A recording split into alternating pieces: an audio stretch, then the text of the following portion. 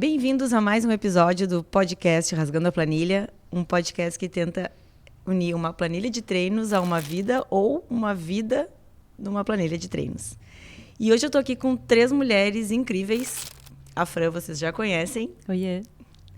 A Daniela Menucci, que já esteve no nosso podcast previamente.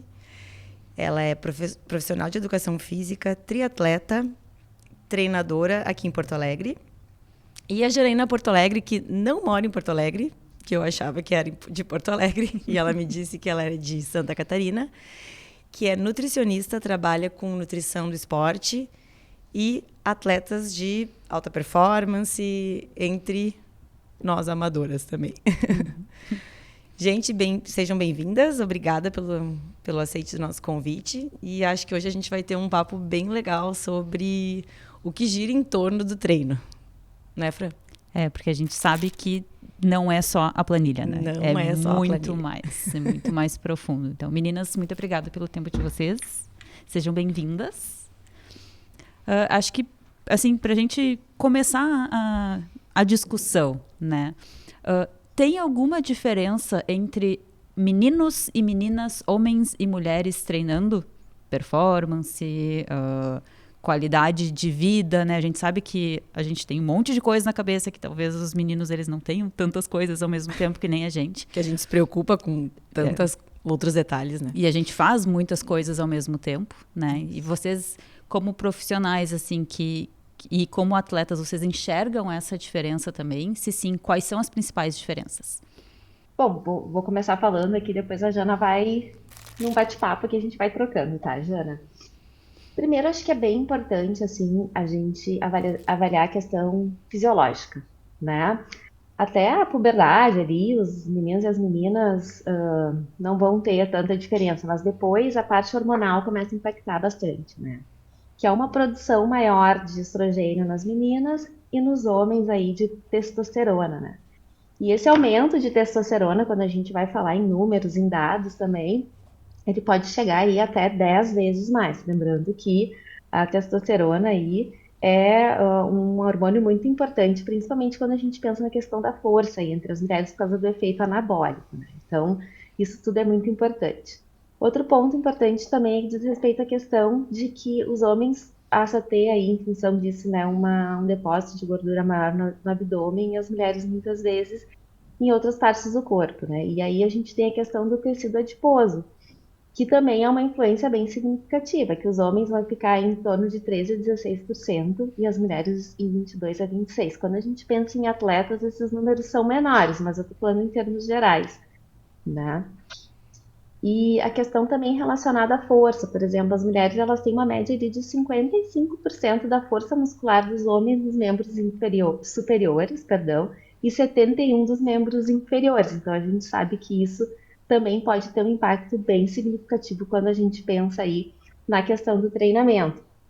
Outro ponto que eu considero assim, bem importante também são as fibras, né? As fibras musculares. A gente tem as fibras do tipo 1 e do tipo 2, que depois se dividem, mas as mulheres têm aí uma maior quantidade de fibras do tipo 1, que são fibras de resistência, né? Elas são mais resistentes à fadiga, são mais oxidativas. Então, quando a gente pensa aí também em treinos mais longos, né, atividades de mais longa duração, isso proporciona aí características mais positivas para as mulheres. E os homens, as fibras do tipo 2, que são fibras de contração rápida, que também são treinos mais intensos, atividades de mais explosão. E aí a gente entra também nas características que eu acho que são muito importantes também, que são as cardiorrespiratórias, quando a gente pensa aí questão relacionada, por exemplo, ao pulmão, de 15 a 30% menor do que nos homens. Isso vai impactar bastante aí na questão das trocas gasosas. A gente tem também o coração das mulheres, que normalmente tende a ser mais ou menos aí 2/3 menor. Então, esse órgão ele vai impactar tudo na questão também do volume sistólico, né? Frequência cardíaca. Normalmente as mulheres têm uma frequência cardíaca média maior do que os homens. Volume sanguíneo circulante, também. Débito cardíaco, né, que é a quantidade ali de sangue que é bombeado para o coração, também é menor. Então, são questões que são bem importantes. A gente tem uma menor quantidade de ferritina, que é a proteína no transporte do ferro. Então, é um ponto também que a gente precisa avaliar, a questão da hemoglobina, glóbulos vermelhos. VO2 máximo, a gente tem aí em atletas alguns estudos relatando uma diferença média de 11 até 18% de VO2 máximo inferior das mulheres. Meu Deus. Então, se a gente pegar aí, por exemplo, atletas de elite de maratona, a gente vê que as mulheres hoje, elas têm, em termos de tempo de prova, uma média de 10% a mais do que os homens. Claro que não é só por conta da questão do VO2 máximo, mas de todo esse contexto, né? Mas a gente também tem que pensar que essas características, por exemplo, as fibras do tipo 1, né, que são mais resistentes à fadiga, elas também trazem benefícios muito positivos para as mulheres. E hoje nós temos mulheres correndo ultramaratonas, ganhando provas e chegando na frente de muitos homens. Então, é uma característica também que beneficia muito aí as mulheres. Então, a gente não pode só pensar em fatores negativos. Pelo Mas menos uma se coisa, né, que a gente aprofundar, consegue. Um benefício. não, mas a gente precisa isso, né? Também, por exemplo, assim, questão de ultramaratonas aquáticas, né? Como a gente tem mais tecido adiposo, mais gordura corporal, as mulheres também tendem a se beneficiar nisso. Então, a gente vê mulheres aí com dados bem expressivos em termos de tempos, né? Claro que a gente tem que comparar pessoas da mesma idade, mesmo peso, mesmo treinabilidade. Não posso pegar um homem sedentário e uma mulher treinada, porque a gente sabe que vai ser diferente. Então, a gente tem que conhecer, entender a fisiologia e se utilizar dela para estar melhorando no quesito de treinamento, né? Então, por isso que acho que quanto mais estudos nós tivermos e mais a gente puder divulgar, seja dentro das nossas assessorias, seja nas redes sociais, né, compartilhar esse conhecimento com as pessoas para que as atletas entendam que não são só pontos negativos e que às vezes determinados pontos podem ser negativos para algum tipo de esporte e atividade, mas pode ser benéfico para o outro. E aí a gente usufruir, se aproveitar dessas diferenças aí para treinar melhor, com mais qualidade. E Dani, antes da Jana falar, eu tive conversando com a Fran semana passada e a gente estava treinando ali e falamos com o Vini, que nos treina lá no Pontal, no Preto do Pontal. E Reforço, né? Reforço muscular. reforço muscular, isso. Sim. E a gente falou sobre como existe maior prevalência de lesões em mulheres, que a gente tem visto atualmente, assim. Tem várias gurias que estão lesionadas ou voltando de lesão, né? Tanto pela composição corporal, pela questão hormonal e pela questão que tu falasse, né, fisiológica e de fibras musculares, né, que acaba gerando talvez uma resistência maior à dor e uma continuidade no treinamento, às vezes sem escutar o corpo. Isso é um padrão que pode acontecer também, pelo menos é o que eu vejo, e acho que eu já fiz também. Tá doendo um pouquinho, não, mas eu vou continuar. E aquela resistência que é uma coisa positiva, mas se a pessoa não se conhece tão bem e não Estica, informa, né? que, tá doendo um pouquinho mais, a gente pode acabar se lesionando mais. Tu vê isso, assim, no teu treinamento, no teu dia a dia? Bom, a gente não tem evidência sobre isso, tá? Não existe evidência que corrobore que as mulheres se lesionem mais do que os homens. Esse é o primeiro ponto, tá? O que nós temos são alguns tipos de lesões que são mais prevalentes em mulheres. A gente tem as fraturas por estresse, que são bem comuns e bem conhecidas, né? Em diversos locais, tornozelo, tíbia, etc e tal. Isso pode acontecer quando a gente compara com o homem. A gente tem também as rupturas do ligamento cruzado anterior, que ocorre mais no futebol, tá? É mais recorrente no futebol, normalmente atividades de impacto corporal, né? De contato e também impacto, tá? Como, por exemplo, assim, quando tem mudança de direção de salto, alguma coisa assim, por causa de questões biomecânicas e anatômicas das mulheres, tá? E a gente tem a famosa também, que é o joelho do corredor, que é o joelho patelo-femoral, tá? por causa da fraqueza, muitas vezes, dos músculos do quadril. Então, essas são as lesões mais recorrentes. E quando a gente compara o tipo de lesão com os homens, aí sim são mais preponderantes, tá? Na minha prática profissional, eu discordo um pouco, porque assim, a recorrência, assim, hoje na assessoria, na verdade, assim, de todas as atletas que nós temos mulheres hoje, a única atleta que nós temos que está machucada, ela está vindo para o segundo mês dela na assessoria de uma outra assessoria, tá? Ela não era nossa aluna. E um dos motivos dela buscar assessoria foi, assim, esse trabalho realizado com a mulher pela faixa etária que ela tá, né? Que ela já está na perimenopausa. Então, ela está buscando algo mais direcionado à saúde da mulher dentro do esporte. É uma atleta que busca, sim, performance, tá? Ela não é uma atleta que treina por recreação e ela tem, inclusive, uma prova muito importante pela frente para realizar e o objetivo dela é essa atenção. Então, assim, hoje na assessoria eu não posso dizer que eu tenho esses dados contra as mulheres, tá? Porque eu não tenho. O índice de lesão é quase zero. Uma vez que outra, alguma atleta está com alguma dor pontual, a gente tem os profissionais, né, que a gente passa, mas assim, por quê?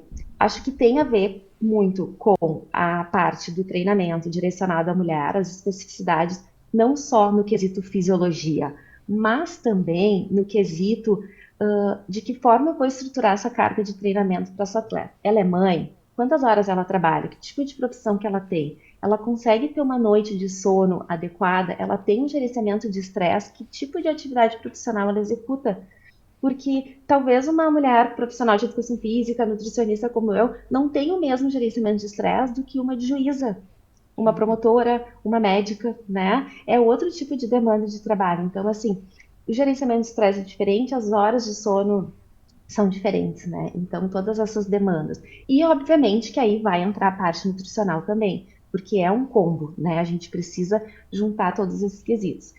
E eu sou muito exigente, assim, eu procuro passar muito conteúdo para as meninas, então eu sempre brinco, né? Que quem diz que não sabe é porque não lê o que eu escrevo, porque eu passo todos os dias uma série de conteúdos para as minhas atletas, para que elas tenham conhecimento. Procuro fazer um resumo, mando áudio, porque a ideia que a gente tem é que essa atleta tenha constância dentro do esporte, né? Não que ela vá lá, realize uma prova e fica 2, 3, 5 meses machucada e entra num ciclo de treinamento de novo, porque a gente sabe que todo o processo adaptativo ele é contínuo, né? Então a gente precisa dar continuidade, eventualmente um machucado ou outro que ela precisa estacionar um pouquinho em alguma modalidade, porque daqui a pouco não dormiu bem e conscientemente fez isso, ok, mas não essa recorrência, né? Então o objetivo é estar saudável dentro do esporte.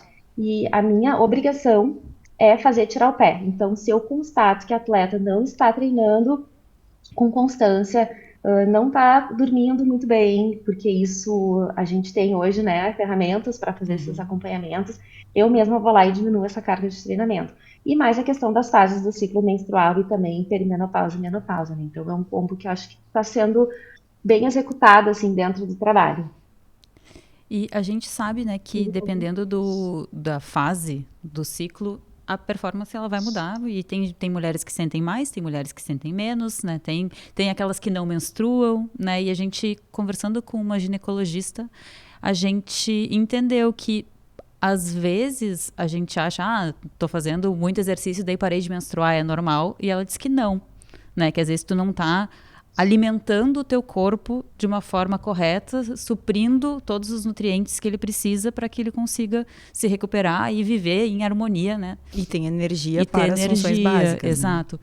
Jana, é verdade isso? Assim, existe um jeito diferente, talvez, de montar uma dieta para uma pessoa que é uma atleta amadora, como a gente, né? Ou até mesmo atleta profissional ou de elite, faz uma né? planilha, como o Lucas nos disse, né? Como o Lucas Rosito, né? Que faz uma planilha de atleta. Que a gente, querendo ou não, a gente treina ali. Treina bastante. Põe 14 horas por semana. É bastante, é mais bastante. Do que muita gente. E eu não sei se eu... Tá, agora eu sei porque a Raquel vai me matar se eu disser que eu não sei que eu como. Mas assim, é completamente diferente de uma dieta que eu fazia antes de entrar no triatlo, só pedalando, né? E a gente consegue garantir uma saúde para a mulher com a alimentação, também com a alimentação? Então, tem algumas coisas que hoje parece que se normalizam muito, né? Pelo volume, intensidade de treino, enfim, para quem vive essas 10, 14, 20 horas semanais. Mas a primeira coisa que a gente precisa entender é exatamente isso, que deixar de menstruar não é algo normal, né? A gente não pode normalizar isso. Se isso está acontecendo, realmente a gente tem que buscar entender o porquê que está acontecendo. E muitas vezes é exatamente isso, em função dessa deficiência energética, que hoje tem um nome, né? Antes se chamava da tríade da mulher atleta. Hoje a gente já sabe que é diferente disso, abrange bem mais aspectos do que somente a tríade. Hoje a gente fala em REDS, né, que é a deficiência energética relativa ao esporte. Então, acho que esse é um dos grandes fatores realmente da amenorreia, que é a interrupção da menstruação, entre outros inúmeros fatores, né? Hoje a gente tem, em 2023, foi feito um novo consenso, onde eles trouxeram, além da deficiência energética, eles trouxeram que na deficiência energética, além de só os fatores relacionados com o treino, eles trouxeram outros fatores também, os fatores emocionais, fatores até de relacionamento, outros fatores que também estão junto nessa deficiência energética. Né, porque a gente tem que pensar num todo, não somente ali com a questão de rendimento, de performance. Né? Eu sempre falo no consultório que se a gente não tem saúde, a gente não tem performance. Não adianta a gente querer buscar uma performance se o atleta não tem saúde. Então, a primeira coisa que eu converso com o atleta quando ele chega no consultório são os aspectos de saúde, né? E às vezes eu pergunto algumas coisas, até mesmo questão intestinal, sono, relacionamento, tem filho pequeno em casa. Poxa, mas o que tem a ver filho pequeno em casa com nutrição? Tem a ver sim, porque muitas vezes tu vai acordar à noite, teu sono vai ser interrompido, não pela dificuldade do teu sono, mas sim porque a criança chorou, tem que dar mamar à noite, então tem N fatores que estão envolvidos, né? Então eu acho que a gente não pode normalizar isso. E a gente sabe que dentro da nutrição, as fases do ciclo da mulher, a gente tem algumas especificidades que sim, a gente pode modular ou a gente pode ajustar a nutrição conforme as fases do ciclo, mas embora os estudos nos mostrem isso, nem sempre é necessário, porque tem mulheres que são assintomáticas a essas alterações, né? Então não é toda mulher que chega no consultório que eu vou fazer dietas diferentes para as fases do ciclo, né? Diferente, assim como eu acredito que no treinamento também, né, Dani? Não é para todo mundo que a gente vai fazer um treinamento diferente para a fase do ciclo, porque tem mulheres que, embora aconteça todas as alterações, são mulheres que são assintomáticas e às vezes poxa, fiquei menstruada, nem percebi, né? Aconteceu, tá ali, passou por toda aquela fase mais crítica ali, ou a fase melhor e nem percebeu. Então, eu acho que é isso, assim, entender da individualidade, por isso que a gente bate muito na tecla que a Dani falou agora, eu também faço isso no consultório, entender da individualidade, para daí sim a gente direcionar a demanda para essa individualidade. Acho que sempre buscar essa individualidade e quem é mais sensível às alterações, tanto hormonais, quanto emocionais, quanto climáticas, pode ser também, né? Então, acho que isso envolve multifatores para a gente ter essa... né? As queixas, elas nem sempre são físicas, né? Muitas vezes elas são emocionais. Então, isso é um fator também que tem que ser levado em consideração e é um ponto que entra na especificidade da mulher e que muitas vezes homens não entendem. E eu falo isso porque muitas vezes elas chegam com esse relato dos maridos em casa sem compreender. E aí uma mudança de uma nutrição ou de um treinamento baseado na sensação e na emoção, nessa parte mais psicológica, vai gerar um impacto positivo também, mesmo que ela não tenha sintomas físicos. Então, é muito individual, né? Mas isso é um fator que precisa ser relevante também. E quando a gente trabalha com mulheres, eu trabalho tanto com alta performance quanto amadoras, né? Como a gente e amadoras que não, a gente não pode classificá-las como profissionais, mas são amadoras que estão ali buscando top 1, top 2 da categoria, que buscam índice, então treinam com uma demanda grande, né? E eu sempre digo que a performance, ela é a sua performance, não a performance do atleta de alta performance, né? Esses atletas realmente, assim, são... não posso nem dizer que é outro nível, porque a gente trabalha tanto quanto, né, o atleta amador, mas entender também dessas demandas desse atleta é importante que a gente tenha conhecimento disso, para daí conseguir direcionar tanto a dieta para o ciclo de treinamento quanto a dieta para a rotina. Isso que é importante. E já que vocês falaram nisso, né, o quanto o amador dedica a energia e a importância para os treinos, independente das suas vidas, dos seus trabalhos. Como vocês medem? Vocês usam alguma métrica para avaliar o quanto esse amador está evoluindo, está deixando de performar, está apresentando uma fadiga? De que forma vocês usam algum parâmetro? Pace, TSS, VO2, como é que vocês usam esses valores para que vocês tenham uma ideia de como o atleta está performando ou está precisando de algum ajuste? Eu acho que dentro do treinamento, acho que a Dani acaba sendo muito mais, o treinador acaba sendo muito mais preciso nisso, né? Muito mais fidedigno, porque ele tem os dados ali da planilha, né? De TCS, enfim, de todos os dados da planilha. Aqui, como nutricionista, eu tenho acesso a algumas planilhas, né? Mas eu não tenho aquele acompanhamento diário, semanal, como o treinador tem, até porque a prescrição dele é diária, né? É feito na semana ou no mês, enfim, dependendo da abordagem de cada treinador, mas a prescrição é diária. Dentro da nutrição, ela não acontece diariamente.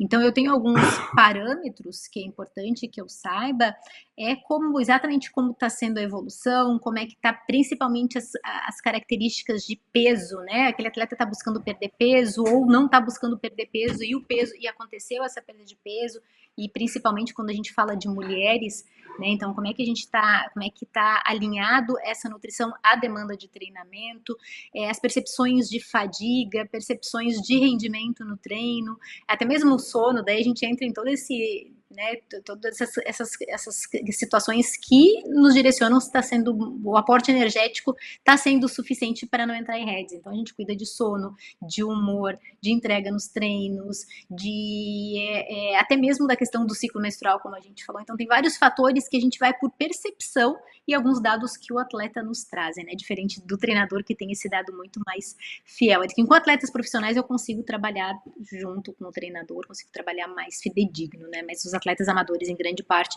a gente vai muito pela percepção e pelos relatos. No treinamento, a gente trabalha ali com o Training Peaks, acredito que seja a mesma ferramenta que vocês utilizem, né, nos treinamentos de vocês. E é um aplicativo que nos traz excelentes e inúmeros dados, né? Mas o que a gente preza muito na assessoria hoje, tá? E assim, eu vejo que tem dado muito certo. Um dos pontos é a questão de lesão, né? Eu acho que isso é o ponto principal, né? E aí, se o atleta é lesionado, ele não vai evoluir, né? A gente sabe que existe um retardo nesse processo, porque cada interrupção gera uma parada ali em todo o processo adaptativo, né? Mas o principal, assim, né? Claro, quando a gente pensa em genérico, né? Pensando na natação, a gente usa muito a percepção de esforço, não tem como controlar a frequência cardíaca. No ciclismo, majoritariamente tem a questão da potência, com os dados de frequência cardíaca e os dados do Training Peaks também, assim como ali na corrida, o pace e a frequência cardíaca. Mas eu acho que assim, a métrica mais importante e é o que a gente valoriza muito e a gente faz toda semana com todos os atletas é a troca de feedback sobre percepção de esforço, tá? Porque assim, isso não tá no Training Peaks, tá? Ele pode até anotar, se ele for lá e anotar, vai estar, mas se não, não. Então, assim, a gente olha os dados, a gente analisa potência, pace, TSS, HR-TSS, todos os dados ali, mas o que eu quero conversar com o meu atleta toda semana que a gente faz é realmente a percepção dele. Por quê? Eu não sei ali se ele realmente se alimentou como ele deveria, eu não sei se ele teve algum problema em casa familiar, algum estresse que pode ter gerado um impacto negativo. Isso eu não sei. Então, essa troca de feedbacks semanais que a gente faz pelo WhatsApp sobre percepção, né? Então, assim, PSE, isso aí acho que é o ponto-chave de tudo para fazer esse combo e essa análise. E a questão hoje, assim, da parte nutricional tem sido bem interessante, e esse também foi um dos motivos pelos quais nós procuramos fazer uma segunda graduação, além de aprender e estudar para si, é poder ter esse combo. Então, hoje nós temos muitos alunos que são nossos pacientes. E essa troca diária, porque o que acontece? A gente acaba conversando ali semanalmente, se tem algum tipo de alteração, esse contato acaba sendo, às vezes, 3, 4, 5 vezes por semana. A gente consegue entender um pouco mais. Por exemplo, olha, hoje eu não rendi no treino porque ontem eu não segui o plano, porque eu saí para jantar com a minha família. pô, tranquilo, né? A gente precisa ter vida social, a gente precisa saber ser flexível, porque nós somos amadores, né? A gente tem outras etapas que precisam ser cumpridas antes. Então, pensando em treinamento, vejo como essa métrica principal sendo analisada concomitantemente. Eu sempre digo para os atletas, né? Às vezes, vou assinar para ser o premium do Training Peaks e poder acompanhar esses dados. A gente precisa se preocupar em treinar, né? Entender o nosso corpo e depois pensar nesses dados, porque muitas vezes essa leitura ela pode estar sendo feita de forma errada, né? Não necessariamente de acordo com aquele input, né? Que é o que a gente de fato está sentindo. Então, esse combo todo tem sido bem positivo, né? E aí a gente consegue fazer um trabalho de planilha também, muitas vezes, de bate-pronto, né? Olha, não consegui fazer minha nutrição X de determinado e tal, e o meu treinamento aqui vai sair um pouco prejudicado. Bom, vamos alterar um pouquinho esse treino para amanhã, então, em função dessa janta que tu vai ter, ou que tu tiveste, a gente vai fazendo esses ajustes finos. Eu acho que esse combo tem sido bem positivo também para a questão de melhora de performance, rendimento e principalmente a constância, né? Que aí ajuda também o atleta a não perder treino. Eu acho legal tu ter falado de percepção de esforço, porque 2 pontos, assim, né? A primeira e única prova de triatlo que eu fiz foi o sprint esse ano. E eu estava sem relógio, sem Garmin, sem Ed, sem nada. Então ele foi 100% na percepção de esforço ou de quase morte, não sei ainda. Tô De nervosa, ela não levou o relógio, é isso, né? Eu me esqueci, carregando na tomada. Mas ontem, eu até estava comentando com as meninas antes, eu saí para pedalar. Né, a gente fez ali umas montanhas aqui de Porto Alegre. E o Kid me disse, o Bike Fitter. Fran, tu não tem a menor noção de percepção de esforço. Ele disse, tu não te entende, tu não sabe até onde teu corpo vai, tu não sabe quando tu tá cansada. Tu chegou aqui em cima falando que teu esforço era 9, mas eu tava te olhando, eu tava vendo que não era 9, que era 7. Tu poderia ter ido muito mais. Só que a tua cabeça fala, acabou, sabe? Chega. Não é a minha cabeça, é meu pulmão, tá? Ele acha que é minha cabeça, mas não. Como é que eu consigo melhorar a minha percepção? O Kid não é parâmetro. Não. Mas ele deu uma atacada naquela subida que eu fui muito humilhada.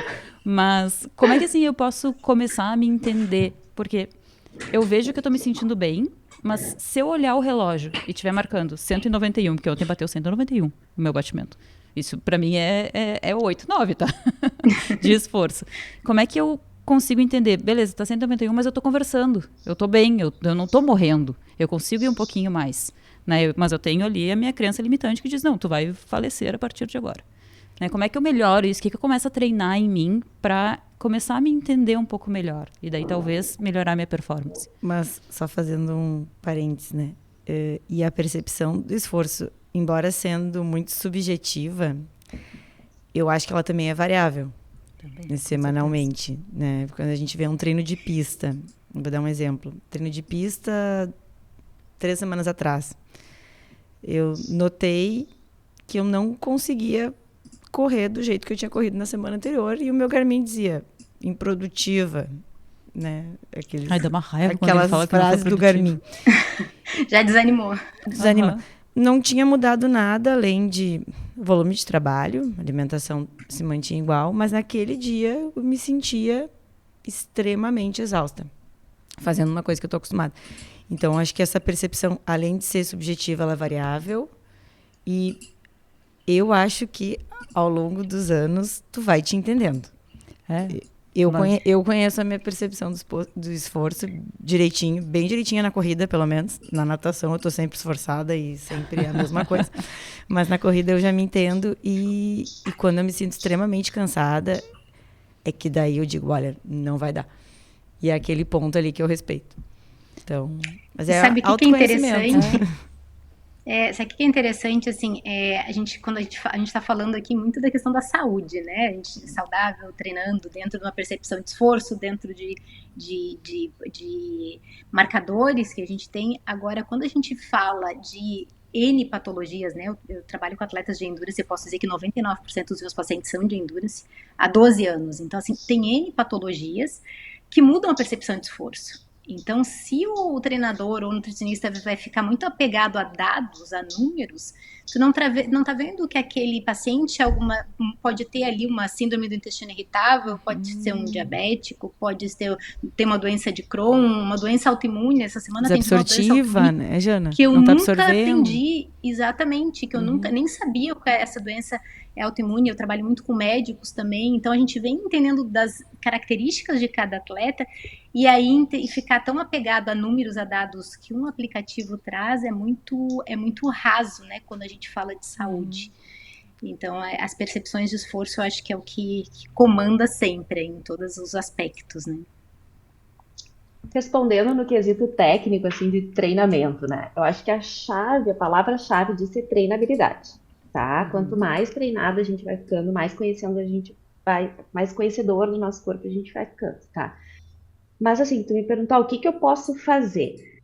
Eu penso que uma estratégia muito positiva e que a gente utiliza muito é passar treinos sem utilização de métricas para atletas. Em alguns períodos, tipo off-season, é uma fase espetacular para isso, de fazer blocos de 3, 4, 6 semanas para os atletas, ou até no período de base também, sem métricas. Então, tu vai colocar lá no relógio que tu vai fazer um treino em zona 2 sem frequência cardíaca. Não vou colocar métrica, então ele não vai ir pro teu relógio. Ou então tu vai fazer um ritmado, tu vai aquecer 20 minutos, um ritmado, zona 3 alta, entrando em zona 4, sem o relógio. Ou tu pode até não colocar o treino estruturado, né? Mas só colocar para realizar o treino e não colocar ali na tela do teu relógio nem o pace nem a frequência cardíaca, né? E a questão que a Sati falou é muito importante, do tipo de variabilidade, com certeza. Percepção subjetiva de esforço, se eu fizer 2 treinos iguais no mesmo dia, ela vai variar, né? Porque vai depender do horário, o que eu comi, o que eu não comi, se eu trabalhei, não trabalhei, se eu descansei, se eu fiz um recovery. Então, todas essas demandas externas vão impactar. Mas um ponto muito importante também é tu fazer esse acompanhamento pela frequência cardíaca, porque nosso corpo não é uma máquina. Então, por exemplo, uma coisa que a gente gosta muito de fazer é colocar blocos repetidos para atletas que vão treinar 8, 12, 16 semanas. O mesmo tipo de treino toda quarta-feira na pista. É exatamente o mesmo treino. Não é porque a gente tem preguiça de prescrever um treino, é para que o atleta repita o estímulo, entenda o seu corpo e conheça o que acontece a cada treino dentro daquele estímulo. E tu pode ter certeza que se tu fizeres 12 treinos, os 12 treinos tu vai ter sensações diferentes. Porque a gente tem essa percepção diferente porque os nossos dias acontecem de formas diferentes. Se é uma mulher, trazendo para o lado feminino, que não faz uso de contraceptiva, ela vai ter a flutuação hormonal ao longo do mês, mesmo que ela seja assintomática, os hormônios dela estão flutuando.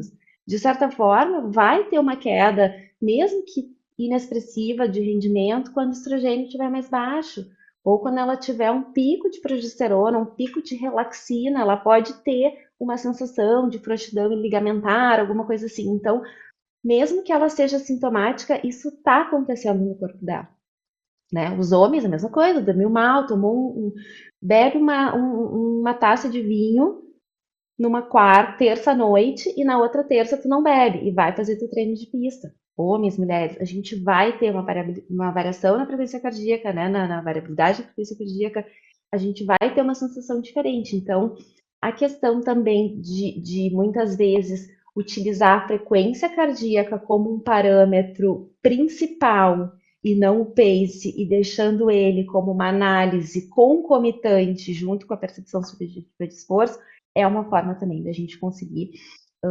aprender a se conhecer um pouco mais. Porque uma coisa é eu fazer um treino com 15 graus, outra com 0, outra com 30. Outra coisa é quando eu durmo 8 horas, outra coisa é quando eu durmo 5. Uma coisa é quando eu tenho uma alimentação ao longo do dia baseada naquilo que eu preciso, né? E está estruturado para mim. Então, esses fatores externos vão sempre impactar e a gente não vai conseguir realizar exatamente igual, né? E aí entra o risco de lesão, tá? Então, por isso que também é um fator que eu gosto de chamar bastante atenção. Por isso a frequência cardíaca é um ponto bem importante, né? Porque a gente querer entregar esse treino sempre no mesmo pace, sempre na mesma potência, mesmo dos dias em que a gente não tem aquele 100% para dar, quando isso começa a entrar num processo repetitivo, a gente pode acabar se lesionando também, né? Tem muita cautela. E a questão do sono, que eu trabalho bastante com sono, eu acho que um dos principais pontos, assim, eu vejo com os meus pacientes em termos de queixas de apneia do sono, fadiga, e pessoas que não praticam atividade física na nossa intensidade, assim, em geral. Mas eu vejo o impacto que causa no dia a dia de uma pessoa que não treina nessa intensidade, que ela vai trabalhar 8 horas por dia, tem família. Imaginem quem está fazendo isso e ainda fazendo 2, 3 treinos por dia, 2, 3 horas, né? O quanto tu não está usando toda a tua energia, que tu não precisa de uma alimentação ainda reforçada, numa suplementação, que é o nosso próximo assunto, e um sono adequado, né? De 6 a 8 horas, no mínimo, a gente falando aqui, né? E hoje tem um muito entendimento um pouco errado, né, desse sono. Às vezes o atleta acha que porque está dormindo, atingindo as 6, 8 horas, que ele está dormindo bem. E às vezes eu peço para o paciente, né, me manda ali do aplicativo, do Garmin, né, o print ali daquela tela do sono, né, para a gente avaliar. E por mais que ele esteja dormindo bem, ele não tem qualidade do sono. Às vezes ele está ali naquele sono, não entra em sono REM, sono não REM, ele está naquele sono leve às 8 horas. E aí ele tá se queixando que tá cansado, mas ele tá dormindo, né? Então, assim, avaliar essa qualidade do sono, essas frequências do sono é extremamente importante fazer com que o atleta entenda isso, né? Que não é só por números, mas é por qualidade também, não só por quantidade. Exatamente. E a gente sabe que a gente pode melhorar a qualidade de muitas coisas, né? Assim, do meu sono, da minha performance, da minha alimentação, e para isso vem os suplementos. Né? Quais são os principais suplementos que um atleta de endurance especificamente não pode abrir mão? Tipo, né, agora o nitrato é o queridinho da vez. Da hora. Né? A creatina já foi, já voltou, agora tá aí de novo. Né? O que a gente precisa ficar de olho? O que a gente precisa realmente adicionar na nossa dieta? Ou se e na nossa alimentação. Na nossa alimentação, né? Porque a minha percepção, Francis, eu corto o açúcar de quase tudo, assim. Não porque, meu Deus, vou fazer uma dieta sem açúcar, mas porque a gente sabe que o açúcar tem a parte ruim. Os efeitos inflamatórios. Né? Exato. Tem o histórico de câncer na família, então tem toda aquela questão de tentar evitar o açúcar. Mas daí eu vou lá e fico me entupindo de gel. 60, faz sentido 80 isso. gramas de carboidrato. Exato, sabe? Frutose, maltodextrose, maltodextrina, não sei o que, lá, todos os nomes complicados aí que a gente vê. Faz sentido, todo mundo precisa ter sempre uma suplementação rica em açúcares, etc. Ou não, a gente consegue ir para uma linha um pouco mais limpa, talvez, né?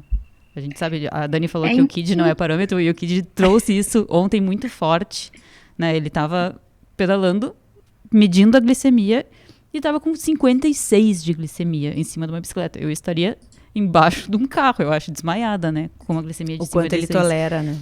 Quanto ele está acostumado a isso. E por que ele pessoas consegue? Que estão, né? Quando que eu consigo chegar num treino de 2 horas de subida com uma glicemia de 56 em jejum sem água? E ter força para. E ter força para continuar, né? E não morrer.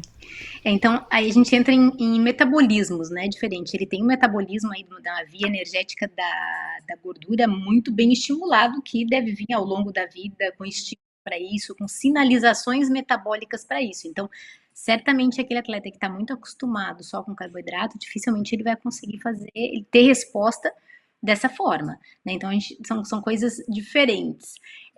Quando a gente fala de suplementação, o que a gente tem de evidência científica realmente são 6, né? A cafeína, a creatina, o nitrato, o bicarbonato, o glicerol e betalanina, já falei? E a betalanina, eu acho, que eu não falei. Então, são os 6. Poxa, mas é só isso que realmente faz a diferença? Não, acho que tem muitos outros que não têm evidência científica, mas tem boas evidências não tão robustas, mas que também são super importantes. Se eu tivesse que escolher um único suplemento, me agarraria na creatina e vamos firme e forte com elas, e cada vez mais as evidências científicas nos falam, né? Hoje a gente sabe na questão cognitiva, a gente tem receptor de creatina no cérebro, e olha que interessante, tem um estudo que mostra que mulheres gestantes que utilizam creatina, os bebês nascem com mais receptores de creatina, creatê. Então, teoricamente, essas crianças vão ter mais capacidade nessa parte cognitiva. Então, a creatina a gente utiliza assim, desde a gestante até o idoso, com várias funcionalidades. Então, eu escolheria ela. Mas tem o nitrato, que realmente tem ótimas respostas, né, pela capacidade de melhora de transporte de oxigênio, de melhora de nutrientes. Agora, voltando um pouquinho para a questão ali dos carboidratos que tu falou, da questão inflamatória, é um pouco diferente, porque durante o treinamento que você está usando esse carboidrato, a gente tem receptores ativos para estar absorvendo esse carboidrato. Diferente de tu estar comendo um doce sentada no sofá da sala, né? Que daí tu está estimulando uma insulina, fazendo essa insulina trabalhar para captar esse carboidrato. Quando você está treinando, tem os receptores independentes de insulina, que ele vai estar lá na célula, né, na borda da célula, que a gente fala, ávido pelo aquele carboidrato para gerar a energia que tu está precisando. Então, embora seja um carboidrato também, um carboidrato refinado também, tem uma resposta diferente metabolicamente falando. Então, não está errado se não consumir esse carboidrato na tua rotina diária e deixar só para o treino, que não tem muito como fugir disso. Né? Daí no treino a gente vai se beneficiar. Agora, não treinar com carboidrato, no momento que você busca treino para performance, a gente precisa dele. As evidências já são muitas, e por mais que tem pessoas que conflitam, nem digo que estudos que conflitam, porque não, quando a gente fala de performance, carboidrato e ponto, precisa utilizar. Agora, lógico, você pode fazer ciclos com menos carboidrato, em jejum, estratégias nutricionais para fazer sinalização metabólica para conseguir fazer um treino sem carboidrato e ter boas respostas. Mas quando a gente fala de performance, o carboidrato é o rei, não tem jeito. E a quantidade vai depender muito da individualidade. Né? Treinável, né, Jana? Isso é bem treinável também, né? A quantidade, a tolerância. Exato. E a quantidade, né? Hoje a gente está numa era aí dos 100 gramas, 120, 140 gramas de carboidrato por hora. Agora, o quão realmente precisa, né? Porque quando esses estudos vieram dessa quantidade aumentada, eles não vieram falando de performance diretamente. Eles vieram falando de melhoras de marcadores inflamatórios. Redução desses marcadores. Lógico que a gente entende que menos inflamação, melhor capacidade de performance, né? Mas melhora da performance, não viram isso. Né? Então, os atletas hoje de alta performance utilizam uma quantidade alta e os amadores vêm todos nessa onda. Agora, será que um amador precisaria? Será que ele tem a mesma quantidade de receptor de carboidrato que um atleta profissional tem em função do número de mitocôndrias para oxidar esse carboidrato? Então, é uma cascata bioquímica e grande para a gente entender isso. E eu não necessariamente trabalho com todo atleta com uma grande quantidade, né? A própria Pamela Oliveira, a gente começou com 120, hoje ela veio se tornando muito mais econômica, hoje ela fez o Iron utilizando 100 na bike e 80 na corrida. Então, a gente vem conseguindo reduzir isso pela capacidade de economia dela.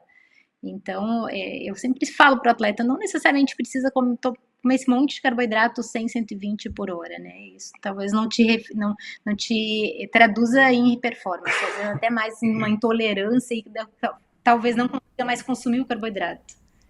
A minha nutricionista, a Amanda, ela me convenceu de que eu deveria tomar o carboidrato porque ele ia ser consumido na hora e eu ia ter mais energia. Uhum. Aí eu fiz, porque ela me convenceu que ele não ia ficar acumulado.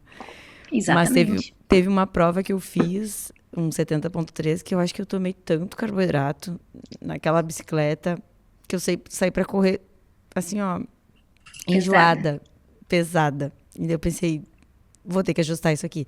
E é ajuste fino, né? A gente não sabe, é só fazendo e testando, né? Exatamente. Aos pouquinhos para ver o quanto o teu corpo vai precisar. Que o meu corpo vai precisar diferente do da Fran, que vai ser diferente do da Dani e diferente do da Jana, né? A gente tem exames que nos direcionam isso, né? A calorimetria indireta é um exame que nos mostra ali o quanto que você oxida mais, gordura ou carboidrato, então isso acaba direcionando profissional. E se esse atleta tá oxidando mais gordura, mais carboidrato, em função de coeficiente respiratório. Agora, o quanto o exame me diz que você precisa e o quanto você tolera, aí a gente está falando de coisas diferentes, né? Mas a gente consegue fazer tu tolerar, e isso eu digo, gente, todo mundo consegue. Ah, não consigo consumir carboidrato no treino. Pode até não consumir, mas se você fizer um bom planejamento, fizer uma boa estratégia, vai conseguir consumir, isso é fato. Agora tem que ter paciência e tem que realmente fazer a lição de casa, porque eu sempre falo meus pacientes, eu dou o caminho, agora a caminhada diária de vocês que é a parte mais difícil, né? Então, se eu prescrever uma quantidade, chegar lá, não vou consumir, não vai adaptar isso nunca. Exatamente. E eu tenho uma dúvida, mas é uma dúvida muito de quem não é da saúde. Que eu sou a única que não é da saúde aqui. Eu saio para pedalar, a minha Nutri tem lá a minha quantidade de carboidrato que eu tenho que me forçar a tomar, porque eu sou meio que nem a Sati, assim. Eu não gosto, eu não tenho hábito, eu não gosto, eu não tenho vontade e eu me forço a tomar. Mas a gente fez um pedal um pouco mais longo e eu fiquei com fome. E daí ela me disse, nossa, isso é um alerta. Sinal de alerta. Porque a endorfina, não sei se é bem isso, tá? Mas o que eu entendi, assim, que a endorfina, ela é sempre maior do que a fome. E a partir do momento que a tua fome tá um pouco, assim, porque tava gritando, tá? Foi meio bizarro. Alguma coisa tá muito desequilibrada. Mas eu tomei tudo que eu precisava. Mas eu vi que eu tava precisando mastigar alguma coisa. E daí agora eu comecei a levar bananinha quando eu faço pedais mais longos, porque o gel parece que ele não me sacia a fome, mas o fato de eu mastigar parece que ajuda, sabe? Sim, te supre. É muita loucura isso. Porque não era, eu acho que não era uma questão de calorias que estava faltando, Química. Sabe? Química. Era uma questão mais aqui, eu acho. Tem uma questão hormonal mesmo aí, né? Porque o hormônio, a leptina, que é o hormônio da saciedade, a gente secreta também através da mastigação. Então, passando por muito tempo só meio que engolindo, né, que é o gel ou a água, você não tem a mastigação, para muitas pessoas acaba a necessidade do aumento de mastigar pela produção da leptina vai gerando essa fome. Eu sinto fome, muita fome. Eu, quando faço um 70.3, quando eu vou chegando no final do pedal, vai abrindo um rombo. Eu digo, gente, eu preciso comer. Eu preciso comer. Então, eu acho que é mais isso mesmo, assim. Então, não é coisa da tua cabeça, não. Realmente é uma questão hormonal aí que tu precisa aumentar. Eu tenho atletas que fazem Ironman aí para 10 horas, 11 horas, que se eu deixar ele só toma gel e líquido a prova inteira e tá tudo bem. Eu acho que é muito uma característica individual. Eu já preciso comer, seja bananinha, seja uma bisnaguinha, enfim. Eu lembro quando eu fazia a nutrição da Dani ainda, a gente colocava, né, Dani, muita coisa para Dani comer, para o Thiaguinho comer. Então, assim, a Dani também sentia falta de comer. Eu acho que é isso, é muito conhecer a sua individualidade. Daí, dentro do que a gente tem aí de alimentos, que não são muitos, que a gente pode introduzir dentro do treino, ver o que mais te adapta. E aí te adapta tanto da questão de metabolismo, quanto a questão de mastigação, né? O pessoal gosta de torrone. Gente, eu não gosto, porque aquele negócio tu mastiga, ou tu mastiga ou tu respira, então... Eu penso assim, ou tu come ou tu respira. Não, bisnaguinha com salame. É o que funciona pra mim. Mas daí o salame já não é tão bom. Não, mas é sódio. Tem que levar um buffet com a Fran, então. Mas daí eu acho que tem exatamente isso, achar dentro, né, do que é ideal ali, do que não compromete o metabolismo e tudo que seja adequado, que tu goste e que te sacie, porque eu vejo que nas provas longas é um conforto, né, acho que o momento assim que tu vai comer e come algo que tu gosta ali, é um conforto, porque gel, no começo que a gente tá começando a treinar, poxa, que gel gostoso, né, um ou outro, mas depois com o tempo já não fica tão bom assim, embora a gente tenha inúmeros géis, né? Eu não tô falando de qualidade, tô falando de sabor mesmo. Então ter um alimento ali acho que serve como um abraço, né? Principalmente nas provas longas, né? Eu digo, gente, esse pãozinho vai te abraçar, vai te dar um carinho na hora do ciclismo longo aí, principalmente. Salgadinho ainda por cima, né? Porque tem isso também, né? O doce chega uma hora que não enjoa, né? Mais. Exatamente. Ô, Fran, e uma coisa que eu acho legal também, assim, é que a gente fala tanto de gel, dos carboidratos em pó, que hoje a gente tem um mercado vasto aí, né? Tem de tudo.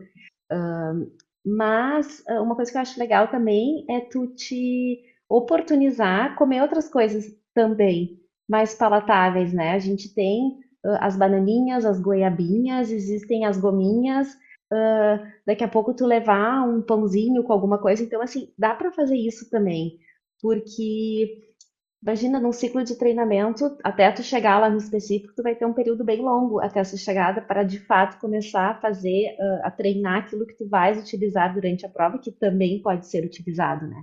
Não precisa ser só o gel, porque isso que tu falaste é uma queixa que a gente escuta muito, assim, de, eu não aguento mais tomar gel. A pessoa vai lá e faz um ciclo de aero 70,3 por ano, vamos supor. Acaba que fica muito nesse tipo de alimento.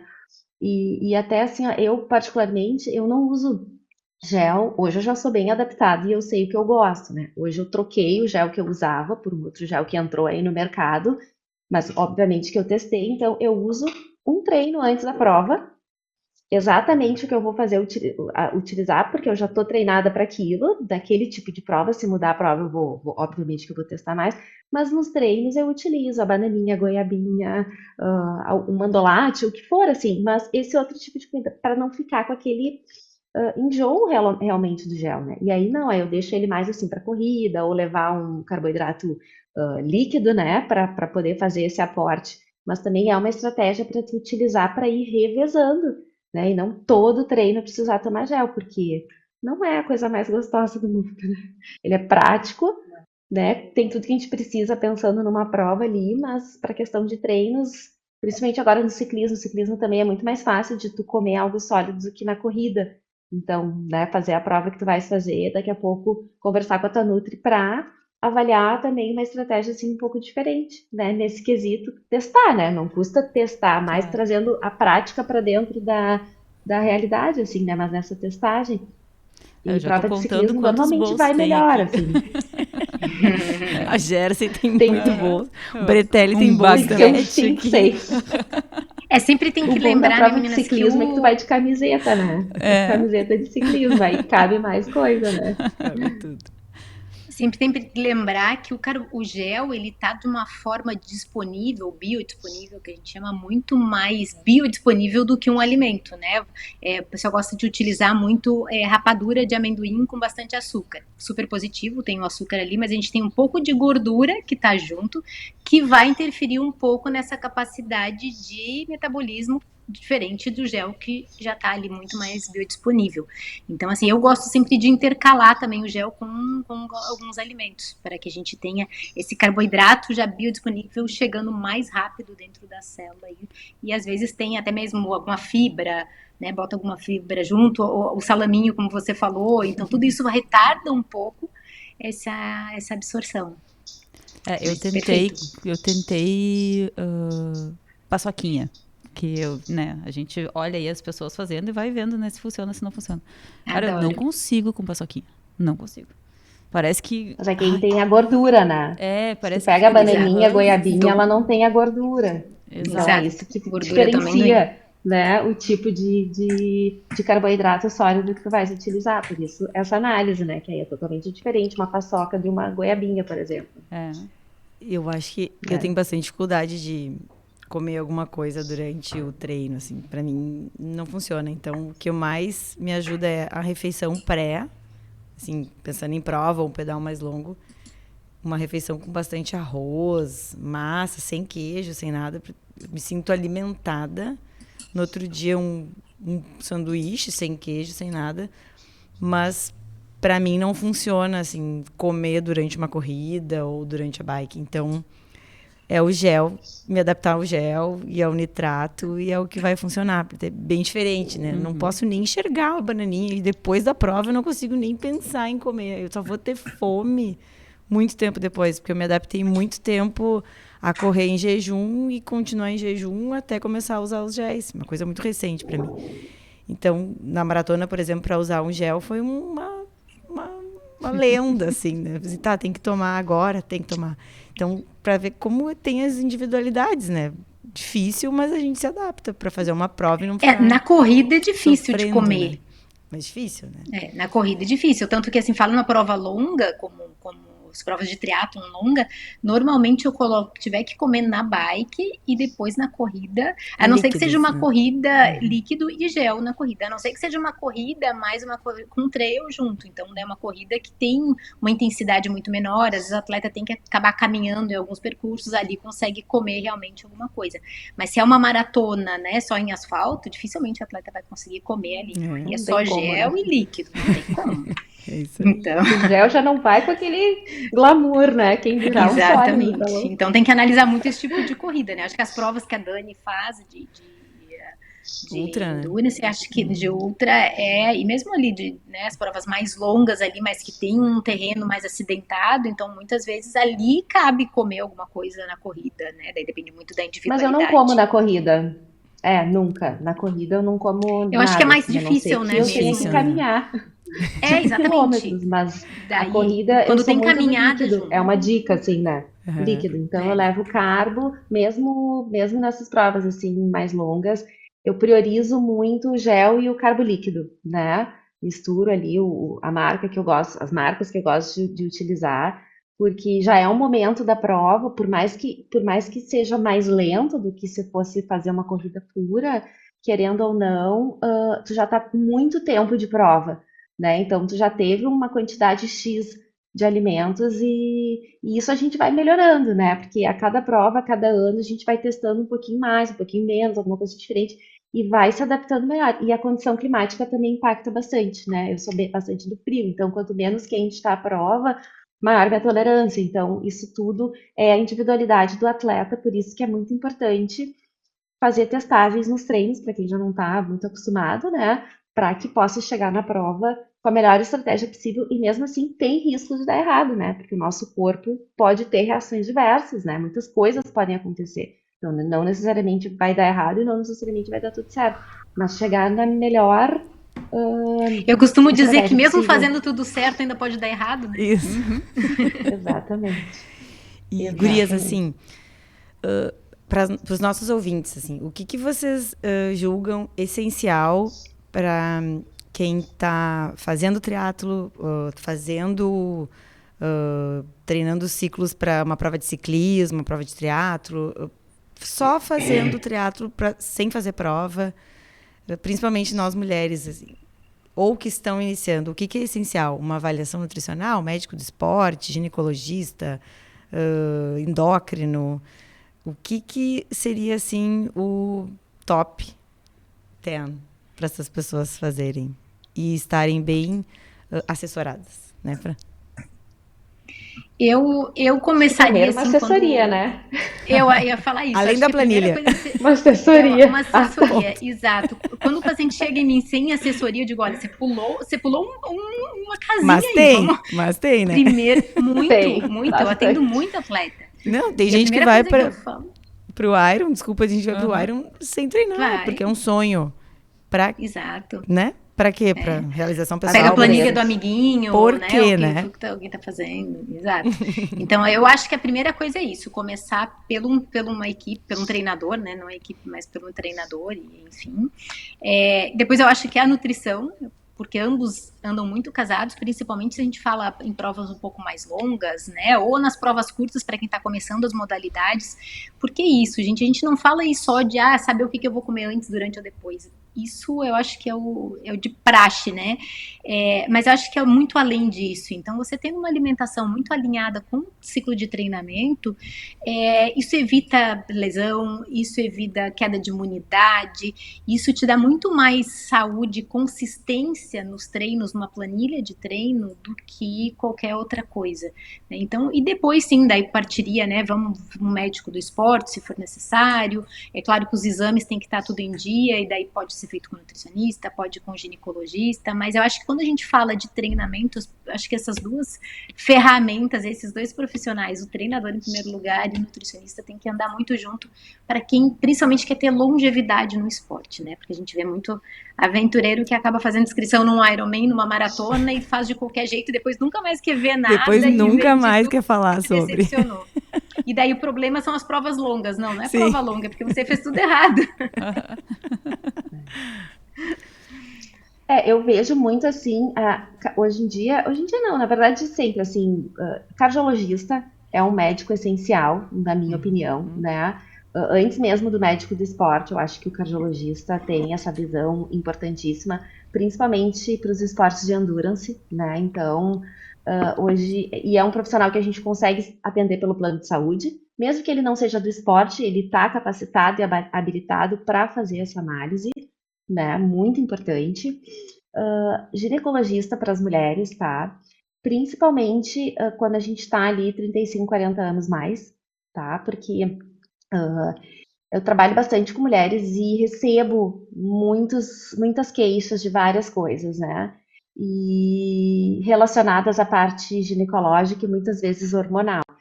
Então, eu acho que, assim, eu gosto muito, né, dessa troca, né? Acho extremamente importante treinador, nutricionista, cardiologista, ginecologista. Então, eu estou sempre à disposição, assim como quem tem o profissional de educação física trabalhando com o treinamento também de força, né? Mas algumas questões muito importantes ali, hormonais relacionadas às mulheres, eu vejo que é da competência, sim, da ginecologista fazer essa análise, né? Sai muito da nossa alçada, né? Porque adentra nesse conteúdo, que é um conteúdo estudado e específico muito mais da ginecologista do que o nosso. Então, são dois profissionais, assim, que eu sempre procuro trazer para os alunos em geral, né? Mas para as mulheres, a ginecologista, que é o cardiologista, e a ginecologista para as mulheres também, né? E aí depois vem ali médico de esporte, entre outros, mas acho que esses são bem essenciais. Então, cada vez mais a gente vê, né? Jovens, não importa a idade, a gente teve um caso bem triste, que crítico que aconteceu em Porto Alegre. Eu acho que a gente precisa valorizar muito, né? Esses profissionais aí para fazer essa abordagem pré-provas tão longas, que é o que o pessoal tem procurado hoje, né? Dificilmente alguém entra no triatlon e diz, ai, que legal, vou fazer um sprint. A gente vem aí buscando as longas E é uma distâncias, forma da então. gente se sentir seguro tanto em termos de saúde, como em termos de longevidade, como a Jana falou, né? Porque, em primeiro lugar, a gente está fazendo esporte, nós amadores aqui, por saúde. Saúde, organização, da planilha, se sentir bem, manter um bom IMC, manter um nível de gordura adequado, estar se sentindo bem com o seu corpo, N fatores, né? Mas, no fim, com o avançar da idade, a gente sabe que o metabolismo vai mudar e que a gente vai se sentir talvez não tão treinado ou tão apto, né? Ou tão rápido, ou tão, né, resistente. Uhum. E acho que se a gente entender bem com esses profissionais até onde a gente pode chegar de forma saudável, é muito importante. O trabalho multidisciplinar é muito bom, né? Todo mundo ganha com isso, né? Mas pensando assim no nutricionista, educador físico, cardiologista, ginecologista, tem uma categoria que para mim faz muita diferença e fez mais diferença. Claro que não que o treinador e a nutricionista, porque são a base de tudo, mas muito mais que a ginecologista, muito mais que o cardiologista, é a otorrino, que no caso a Sati é a minha otorrino, né? Porque mudou a minha vida. Eu sou uma pessoa que eu tenho muita rinite e eu tinha muita dificuldade para correr, para, né, pedalar no frio, no vento, na umidade, que a gente sabe que aqui em Porto Alegre é bem úmido, e às vezes a gente acha que a gente não está conseguindo fazer porque a gente não tem pulmão, porque o coração sobe muito, porque a gente não está bem alimentado, e na verdade é só uma questão alérgica. Uma questão respiratória, que a gente acha que é pouco, né? Mas a respiração no treino, eu acho que é o ponto inicial, né? Exato, e a gente não se conhece nesse nível, né? Assim, a gente não se dá conta, né, da importância. A gente está acostumada a ir na ginecologista desde os 13, 14 anos, então a gente sabe mais ou menos o que está acontecendo. A gente, quando cada vez mais a gente está acostumado com uma dieta nova, né, com assim, alimentos, a gente sabe mais ou menos o que eu preciso comer, o que eu não posso comer, as quantidades. Eu não preciso mais pesar a minha comida. Eu sei quanto que é 120 gramas de arroz. Né? Eu sei quando meu coração fala, Francis, para, e eu sei quanto que eu posso continuar. Eu acho, pelo menos, o Kid já acha que não, né? O Kid já acha que tu pode mais. Não, já bati 215 na pista, daí 215 deu. Mas o nariz, ou a gente vai na otorrino quando a gente tá gripada, ou quando a gente tá com sinusite, que daí já passou de todos os limites da rinite. É um dado Então, Às vezes parece pequeno, mas ele é tão complementar quanto os outros. Então, né? eu acho que Mas sabe que eu colocaria na lista junto. Eu já encaminhei vários pacientes para otorrino, porque exatamente, daí eu acho que entra naquilo que eu falei ali, né? Anos de experiência e da prática clínica mesmo, independente do atleta, né? Quando a gente fala da prática clínica. E daí queixas, dor de cabeça, sinusite. Gente, tem um desvio de septo acontecendo aí, vai no otorrino. E daí o meu marido foi um exemplo disso, né? Tinha muita enxaqueca e tudo, e daí buscou, tinha um desvio de septo grande, fez cirurgia e mudou completamente a vida. E alguns pacientes meus que eu já encaminhei e realmente disseram, mudou a vida, por que eu não fiz antes isso, por que eu demorei tanto para descobrir ou de procurar um profissional, porque às vezes não faz relação, né, dor de cabeça constante, que renite, não, porque é da piscina, é do cloro, pode ser que seja, né, mas tem tratamento, né? Tem tratamento, vamos procurar um especialista, então, legal de ter tocado esse assunto, mas realmente muda bastante. Eu volto e meia recebo de madrugada, assim, antes do pedal, uma mensagem, assim, Sati, tô com o nariz trancado, tô com febre, vou treinar. A Tati é uma que me manda direto, 3 da manhã, daí a gente conversa, vai fazer o Iron Kona. Eu digo assim, tu vai dormir agora, amanhã tu me liga às 8. Dorme, descansa, recupera, porque às vezes o melhor que a gente tem a fazer é deixar o corpo recuperar, né? Antes do treino, então isso é importante. Isso é um aprendizado também, né? Eu acho que entra muito na experiência do atleta, né? Saber mais ouvir seu corpo acima de qualquer treino, né? E vejo que também é muito uma postura que nós, treinadores, precisamos ter com os atletas, né? De passar essa informação de que o treino não pode ser mais importante, né? Do que a saúde. E muitas vezes os atletas não têm isso, porque eles querem deixar a planilha verde, querem fazer a entrega do treino exatamente como está ali prescrito, e isso acaba muitas vezes acontecendo com frequência, com rotina, e o desgaste, o custo é mais muito alto, pior, né, Dani?